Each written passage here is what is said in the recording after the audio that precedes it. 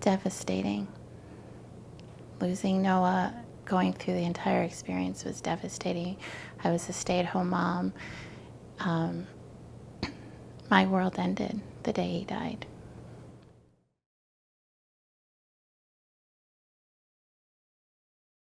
For 14 years, I've thought back to those 3 days after his surgery, and I've wondered what could I have done differently. And at different points in time, I've blamed myself hugely for what happened to Noah, that somehow I should have known better, that I should have been able to save him, that I should have known what to do.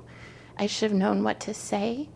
But when I think back to me at 32, I didn't have a clue, and I didn't need to have a clue, and I shouldn't have had to know anything more than I knew then.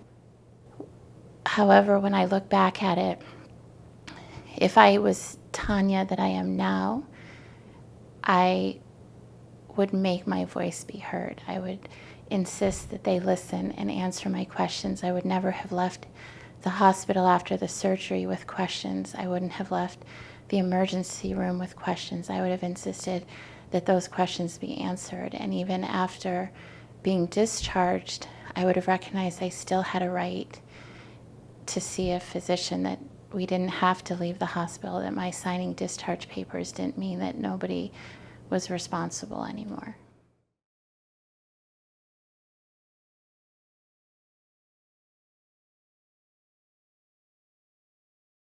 So there was clearly a lot of clinical symptoms of Noah's that they missed. But there was also, they missed any kind of connection with me, any kind of ability to understand who I was as a person, to understand the importance of the words that I was using, to understand my ability to understand what they were talking about. They missed hearing that I was worried, and that there probably was a good reason why I was worried, and that I didn't need verbal assurances, that I actually needed somebody to take a look at Noah. And had they listened to me, not just the words that I was saying, but really took a moment to see who I was as a person, I think they wouldn't have missed so much clinically.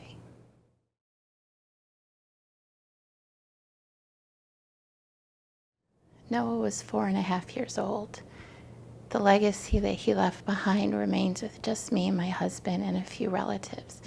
He doesn't have children or grandchildren that will carry on any kind of legacy for him. For me, this is Noah's legacy.